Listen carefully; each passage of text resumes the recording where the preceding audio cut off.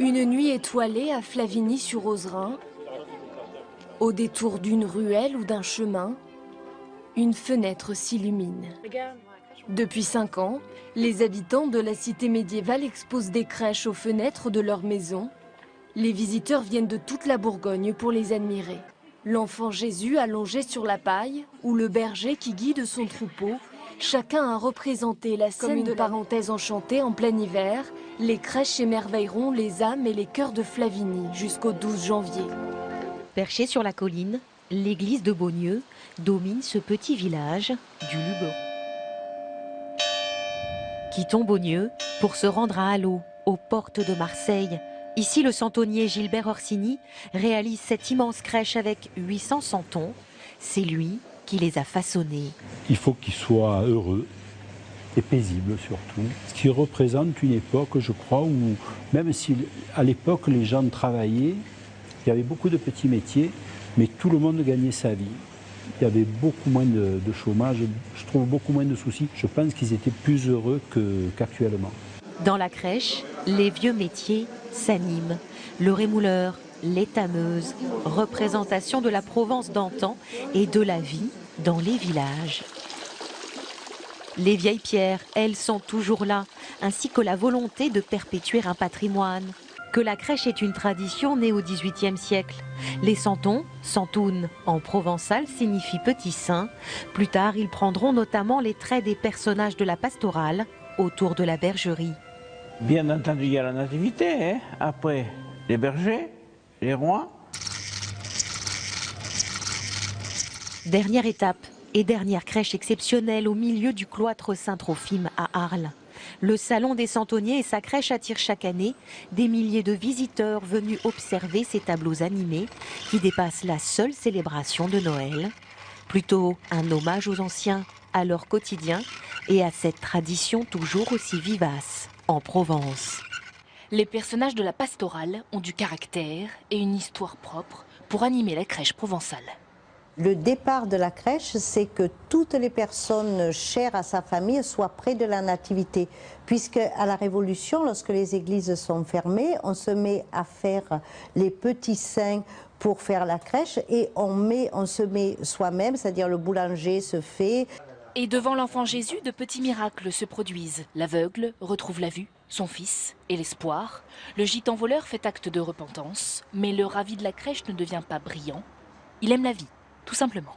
Le ravi, lui, a rien à offrir puisqu'il n'avait même pas pensé qu'il fallait apporter un cadeau.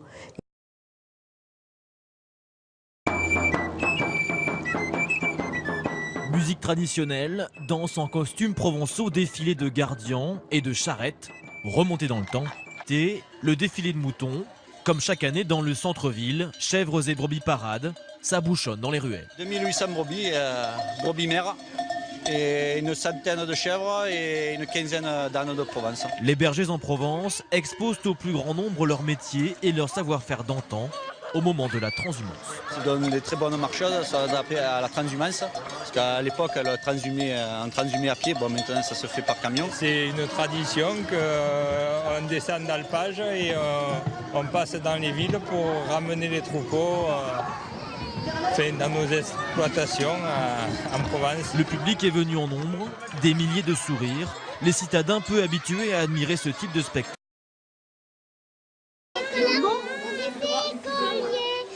Toujours aussi impatients et excités, les enfants lorrains à l'approche du 6 décembre. Car ils retrouvent Saint-Nicolas, leur Saint-Nicolas. Allez, prends un bonbon, va. Pourquoi tu as eu des bonbons? Parce que j'étais gentille. Quand on était petit, c'était vraiment Saint-Nicolas, c'est là où on recevait les cadeaux plus que le Père Noël. C'est l'occasion de retrouver toute la famille, de pouvoir fêter ensemble. Avec sa crosse à la main et sa mitre sur la tête, Saint-Nicolas reste un personnage à part dans le cœur des Lorrains. À Saint-Nicolas-de-Port, où se trouve son bureau de poste temporaire, comme partout dans le monde. De Los Angeles, on a eu d'Espagne, d'Allemagne. Après, on répond une petite lettre comme ceci et après on envoie un dessin aussi aux enfants. Saint-Nicolas qui se dessine, Saint-Nicolas qui se déguste aussi. De toute taille, de toute forme, en chocolat et bien sûr en pain d'épices. Les pains d'épices là sont décorés avec des véritables images, je dis bien, de l'imagerie d'Épinal. C'est Saint-Nicolas avec les 3 petits enfants dans la cuve. À l'imagerie d'Épinal, l'image historique de Saint-Nicolas est toujours coloriée au pochoir. Mais le patron des Lorrains inspire chaque année de nouveaux imagiers pour répondre à la demande. Mais Saint-Nicolas n'est pas que légende. Au IIIe siècle, il était l'évêque de Myre en Turquie et une de ses reliques est conservée et vénérée depuis 1098 en la basilique de Saint-Nicolas de Port. Ce week-end, la basilique accueillera sa 768e procession au flambeau en l'honneur de Saint-Nicolas et toutes les villes et villages de Lorraine organiseront leur traditionnel défilé. Le 8 décembre 1852, l'inauguration de la statue de la Vierge est perturbée par un orage. Spontanément, les Lyonnais posent des lumignons sur le rebord des fenêtres. C'est la naissance de la tradition à l'origine de la fête des Lumières. Voilà. Si pendant 4 jours toute la ville s'embrase, pour les catholiques, le 8 décembre reste un moment fort de recueillement et de dévotion dédié à la Vierge Marie. Le cardinal Barbarin prend la tête d'un long ruban lumineux de la cathédrale Saint-Jean à la basilique de Fourvière. On monte. Chants et prières accompagnent la procession, les bougies illuminent les sourires. Les catholiques lyonnais sont reconnaissants envers la Vierge Marie, protectrice contre la peste en 1643 ou contre l'invasion des Prussiens, bien plus tard, en 1870. C'est très important, c'est pour rendre grâce à Marie, qui est la protectrice de Lyon. À petits pas, de Saint-Jean à Fourvière, la montée dure 1 heure, et tant pis pour les bras chargés. La procession s'est achevée par une messe traditionnelle. Les visiteurs arrivent juste avant la tombée de la nuit, attirés par les lumières de la petite cité de caractère.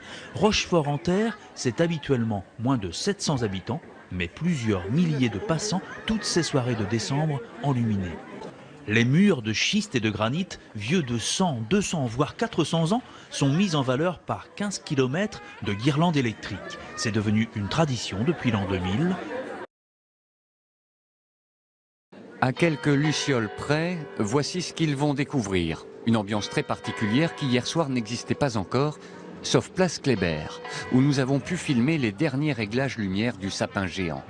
31 mètres de haut, des boules bleues en cristal de Saint-Louis et une particularité, il penche un peu cette année, à droite ou à gauche, c'est selon. Du haut de la tour de la Collégiale, vous parvenez presque à sentir des odeurs de cannelle. Rejoignez ensuite le sol et laissez-vous guider par les lumières.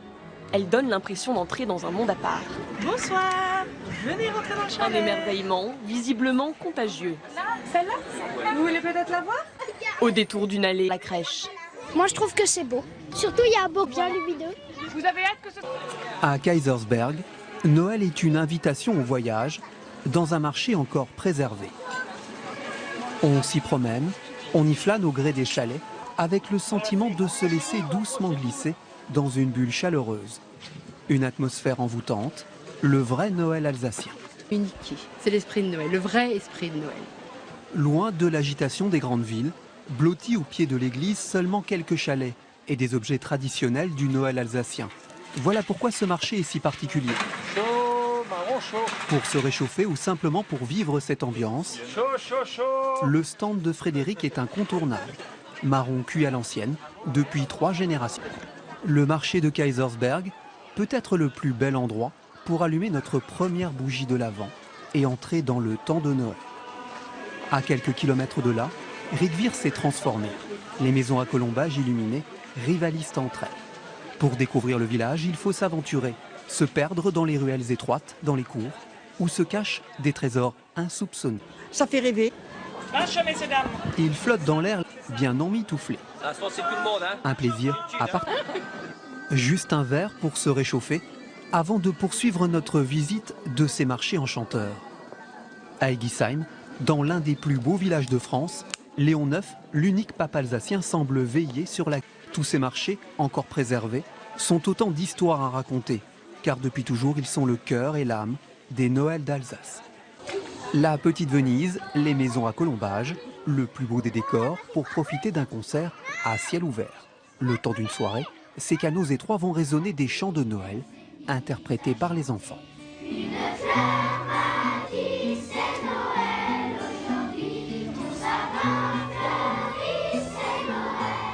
C'est un moment particulier, un moment un peu magique. On a les enfants, enfin, les yeux des enfants qui brillent. Au fil des canaux, les barques progressent à la rencontre du public. À chaque nouvel arrêt, La chorale est très attendue. Les ponts et les quais se transforment en salle de spectacle. Oh, vive le temps, vive le temps, vive le temps d'hiver. Boule de neige et jour de... Pour ces petits chanteurs, un tout premier concert sur l'eau face au public, toujours un peu impressionnant. Après plus d'1 heure de concert, la chorale arrive à son dernier rendez-vous. C'est l'endroit de prédilection de parents très émus. Sur les barques. Une dernière chanson de circonstance pour patienter à quelques jours du grand moment.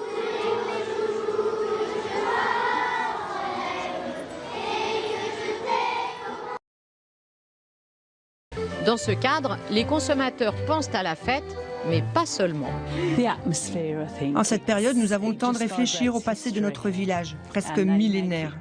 C'est un moment vraiment très spécial, enjolivé par tous ces objets qui brillent.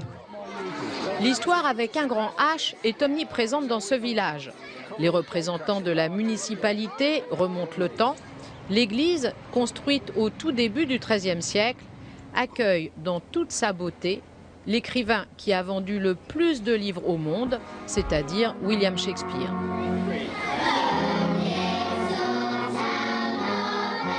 Les enfants entonnent des chants célèbres et plus que centenaires.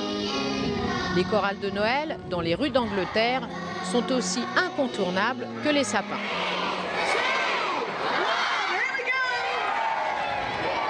Les lumières précèdent l'arrivée de celui que tous les petits attendent. Qu'est-ce qui te rend tellement heureuse? Je suis contente pour les cadeaux.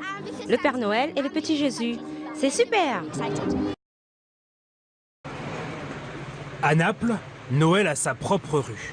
C'est la Via San Gregorio. Et chaque matin, les vendeurs de santons investissent les pavés de la ruelle. Ici, tout le monde se connaît depuis des années. Tous les jours, on fait les mêmes choses. Alors pour moi, c'est une vraie famille. Chaque figurine rappelle les villages italiens. Pizzaiolo, boucher, maréchal ferrant, aucun corps de métier n'est oublié. Chaque année, Quand j'étais enfant, il y avait une course à la plus grande crèche, la plus belle, celle qui avait le plus de personnages entre les amis de la famille. C'était très important pour nous. Retour dans la rue San Gregorio. À côté des vendeurs de santons, la famille Capuano construit des crèches depuis près de 150 ans. Plus qu'un métier, c'est une passion. Vous savez, quand on fait une crèche comme ça, on la vit de l'intérieur, c'est ce qui la rend belle. Faites de liège et d'écorce, il y en a de toutes les formes et de tous les budgets. De 100 à 4000 € pour la plus grosse. On reconnaît une crèche napolitaine à ça. La première chose, c'est la table, car le napolitain veut toujours manger. La tête de porc, le jambon. Mais venez voir une crèche qui n'est pas à vendre. Venez. Une crèche qu'Antonio et ses fils ont mis 1 an à fabriquer. Ça, c'est simplement pour faire visiter. Ça, c'est une vraie crèche. Elle est gigantesque et seuls quelques connaisseurs viennent l'apprécier. Nous, à Naples, on est habitués aux très grandes crèches. Dans chaque maison, il y en a une. Mais en voir une aussi belle, c'est toujours un plaisir. Ainsi va la rue San Gregorio, qui grouille de monde à l'approche de Noël, mais qui toute l'année continue à vendre ses crèches et ses santons.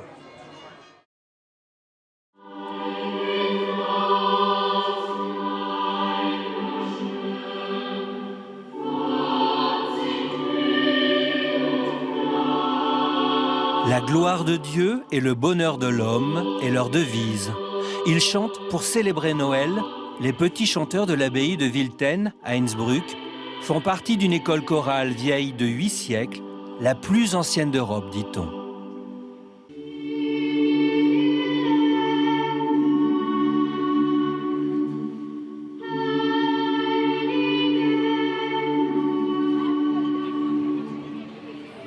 Longtemps, les femmes n'ont pas eu le droit de chanter dans les églises. Les enfants chantèrent, car leur voix était tout aussi belle.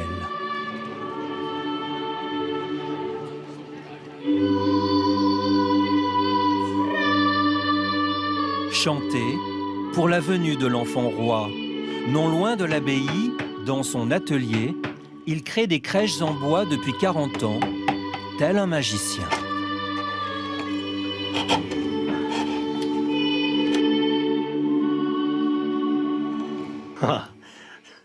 Chacune de mes crèches me rend fou de bonheur. À chaque fois, j'ai le cœur qui bat.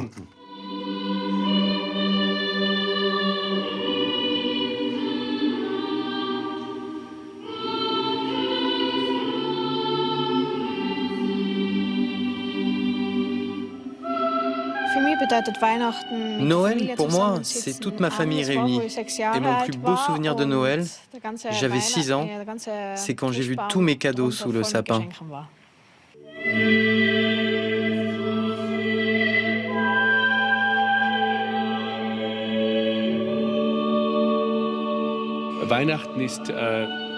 Au Tyrol, Noël c'est important, naturellement. Le Tyrol est un pays conservateur. Les Tyroliens sont croyants. Aussi, cette tradition de Noël est primordiale pour les gens d'ici. Et chanter participe de cette culture. Des voix au cœur du Noël autrichien.